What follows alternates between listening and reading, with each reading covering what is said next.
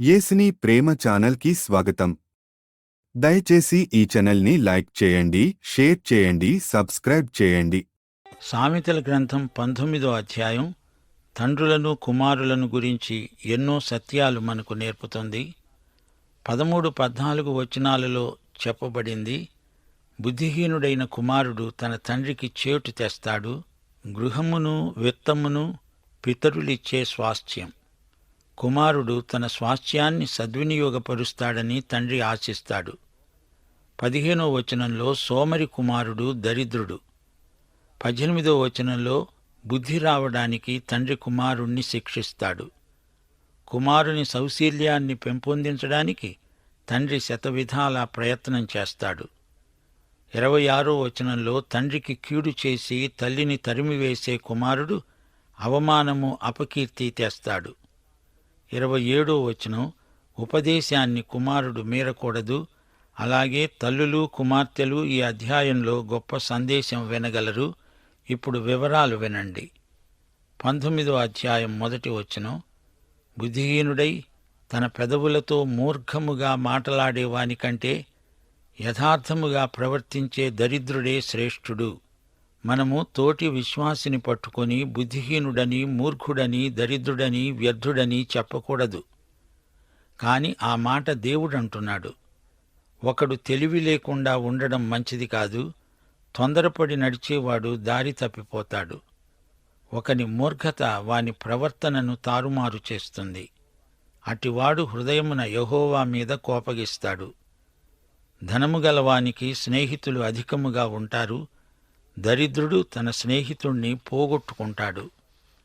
దేవుని బిడ్డలైన వారికి, దేవుని బిడ్డలు కాని వారికి మధ్య ఎంతో వ్యత్యాసమున్నది. దేవుని బిడ్డలు సత్యమార్గంలో నడుస్తారు.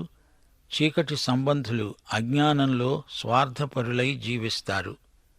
ఇలాంటి వారిని దేవుడు బుద్ధిహీనులు అంటున్నాడు. దేవుని సంఘంలో ప్రతి ఒక్కరూ వాక్య జ్ఞానం సంపాదించుకోవాలి. దేవుని వాక్యము నెరుగని వారు జ్ఞానులు కారు. బైబిలు అజ్ఞానం క్షమించరానిది. దేవుని బిడ్డలు దేవుని వాక్యము ఎరిగిన వారై వెలుగుబాటలో నడవాలి. ధనవంతులు అనేక మందిని తమ చుట్టూరా పోగు చేసుకుంటారు. అనేక మంది అతిథులకు ఆహారం పెడతారు. వచ్చిన వారికి కాలక్షేపపు విందులు చేస్తూ ఉంటారు. అయితే దరిద్రులు డబ్బు ఖర్చు చేయలేరు. ధనికుల వలె జనాన్ని పోగు చేయలేరు. యాకోబు పత్రిక 2వ అధ్యాయం 2-3 వచనాలు. బంగారు ఉంగరము పెట్టుకొని ప్రశస్త వస్త్రములు ధరించుకొనిన ఒకడు మీ సమాజ మందిరములోనికి వచ్చినప్పుడు మురికి బట్టలు కట్టుకొనిన దరిద్రుడు లోపలికి వచ్చిన ఎడల మీరు ప్రశస్త వస్త్రములు ధరించుకొనిన వాణ్ణి చూచి సన్మానించి, నీవిక్కడ మంచి స్థలమందు కూర్చో అని చెప్పి, ఆ దరిద్రునితో నీవిక్కడ నిల్చో, లేదా ఇక్కడ నా పాదపీఠానికి దిగువన కూర్చో అని చెప్తే అది పక్షపాతము కాదా? ఈ రోజున కూడా బీదలను చిన్నచూపు చూచే ధనికులు సంఘాలలో లేకపోలేదు. దేవుడు ఈ విషయమై ధనికులను ఎంతో గద్దిస్తున్నాడు. 5వ వచనం, కూటసాక్షి శిక్ష నొందకపోడు, అబద్ధములాడేవాడు తప్పించుకొనడు. ప్రకటన గ్రంథం 21వ అధ్యాయం 8వ వచనం, పిరికివారు, అవిశ్వాసులు, అసహ్యులు, నరహంతకులు, వ్యభిచారులు, మాంత్రికులు, విగ్రహారాధికులు, అబద్ధికులందరూ అగ్నిగంధకములతో మండే గుండములో పాలు పొందుతారు. ఇది రెండో మరణం. 1 రాజులు 21వ అధ్యాయం 22వ అధ్యాయంలో నాబోతు ద్రాక్ష తోటను గురించిన వృత్తాంతమున్నది. అహాబు, యెజెబెలు ఆ ద్రాక్ష తోటను కాజేయడానికి చేసిన ఘాతుకం ముందే విని ఉన్నారు. నాబోతు తన తోటను ఇవ్వను అన్నాడు. అందుచేత యెజెబెలు రాణి దొంగ సాక్ష్యాలను తయారు చేసింది. నాబోతు మీద అబద్ధ నేరం మోపింది. అతణ్ణి రాళ్లతో కొట్టి చంపించింది. అహాబు తనను ఎవ్వరూ ఏమీ చెయ్యలేరు అనుకున్నాడు. అప్పుడు ఏలియా వచ్చి రాజును కలుసుకున్నాడు. ఏలియా ఖండితంగా చెప్పాడు, ఏ స్థలంలో అమాయకుడైన నాబోతు రక్తము ఒలికిందో అదే స్థలంలో కుక్కలు నీ రక్తము నాకుతాయి. ఆ తరువాత ఏం జరిగింది? అహాబు సిరియాతో యుద్ధం చేయడానికి వెళ్ళాడు. యెహోషాపాతు కూడా తనకు మద్దతు ఇస్తున్నాడు. యెహోషాపాతు రాజవస్త్రాలు ధరించుకొని యుద్ధరంగంలో ముందు నిలిచి ఉన్నాడు. అహాబు ఒక మామూలు సిపాయి దుస్తుల్లో ఉన్నాడు. ఒక సైనికుడు బాణం వేశాడు. ఆ బాణం అహాబుకు తగిలింది. ఎలా తగిలిందో అది కూడా విచిత్రమే. ఆ బాణపు దెబ్బకు అహాబు పందిలాగా నేల కూలాడు. అహాబు చచ్చాడు. అతని రథం రక్తముతో తడిసింది. ఆ రథాన్ని సమరయ్య వాగు దగ్గర కడిగారు. ఆ రక్తాన్ని కుక్కలు వచ్చి నాకాయి. 1 రాజులు 22 అధ్యాయం 38 వచనం. వేశ్యలు స్నానం చేస్తూ ఉండగా ఒకడు ఆ రథమును షోమ్రోను కొలనులో కడిగినప్పుడు యెహోవా సెలవిచ్చిన మాట చొప్పున కుక్కలు వచ్చి అతని రక్తమును నాకాయి. అదొక భయంకరమైన దృశ్యం. అబద్ధ సాక్ష్యాలు కల్పించినందుకు దేవుడు తీసుకున్న చర్య అది. అబద్ధాలాడేవాడు తప్పించుకొనలేడు. సామెతలు 19 అధ్యాయం 6 వచనం. అనేకులు గొప్పవారి కటాక్షమును వెతుకుతారు. దాతకు అందరూ స్నేహితులే. గొప్పవారు గనుక డబ్బుతో స్నేహితులను కొంటారు.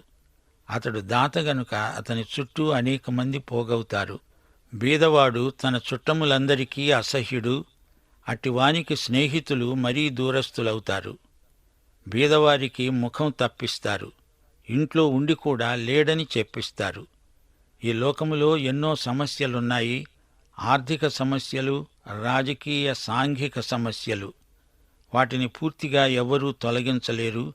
యేసు ప్రభువు వచ్చే వరకు ఈ సమస్యలు ఉంటూనే ఉంటాయి. మనము దేవునికి ప్రార్థన చెయ్యాలి. శక్తి వంచన లేకుండా బీదలకు సహాయపడాలి.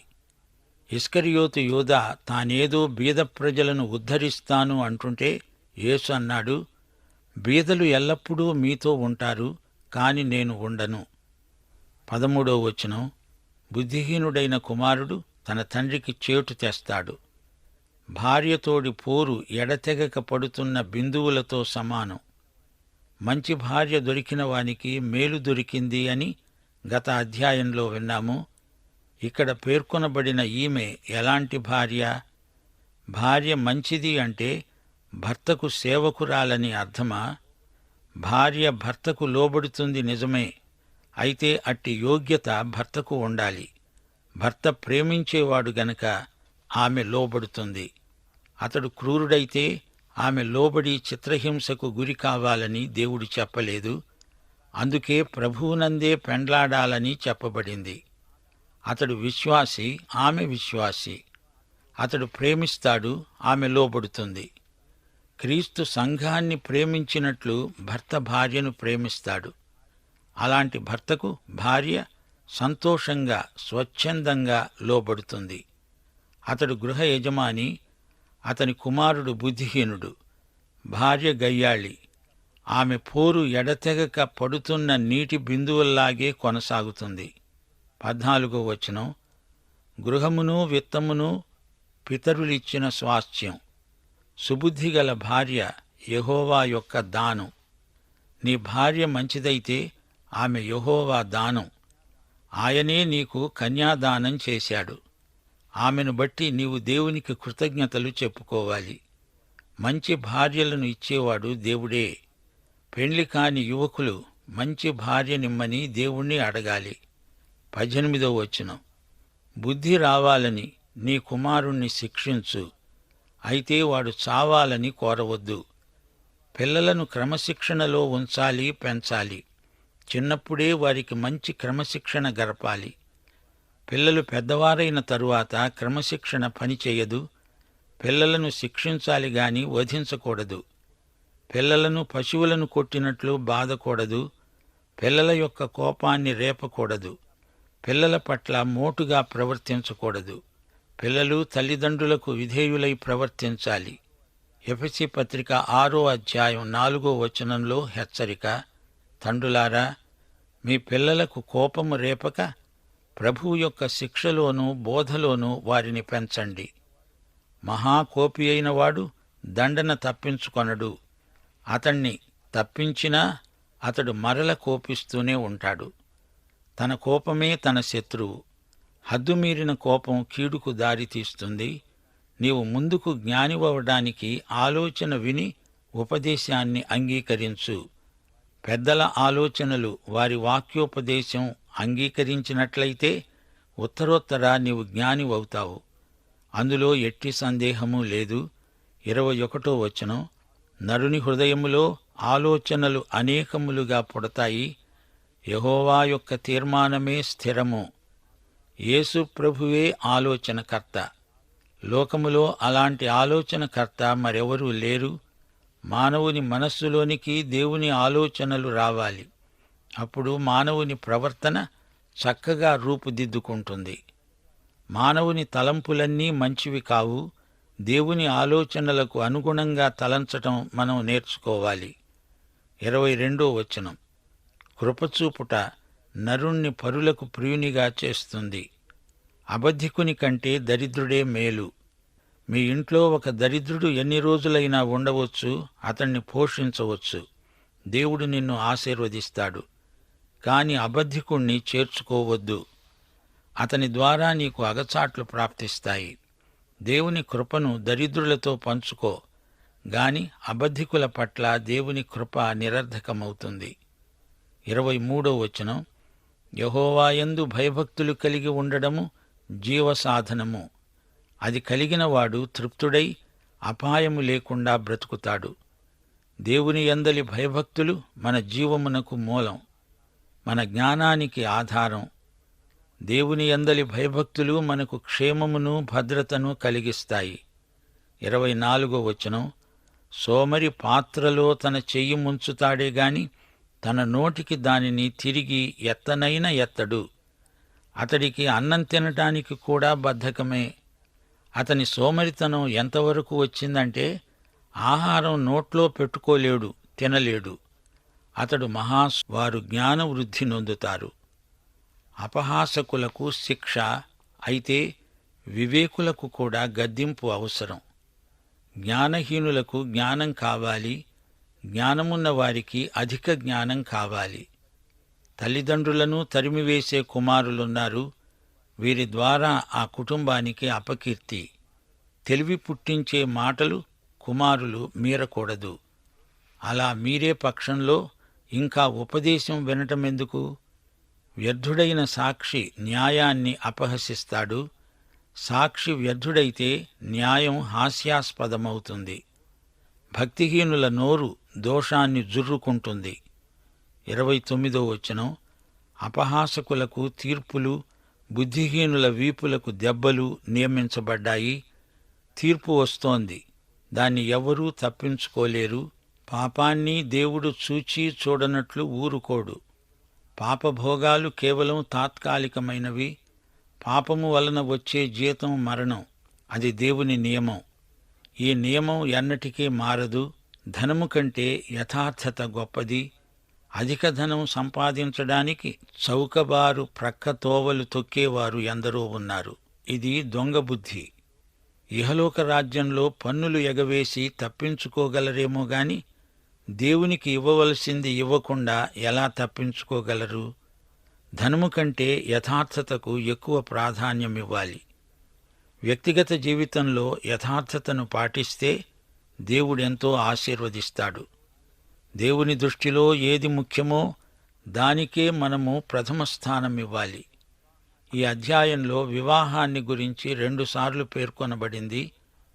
వివాహంలో ఆధ్యాత్మిక విలువలు పాటించకపోతే ఆ కుటుంబం నిలువదు. మనము చేసే పని కూడా దేవుణ్ణి మహిమపరిచేదై ఉండాలి. దేవుడు కుటుంబ జీవితంలో, వృత్తి వ్యాపారాల్లో కూడా దేవుడే. ఆయన అధికారాన్ని ఒప్పుకోవాలి. ఆయనకు లెక్క అప్పగించాలి.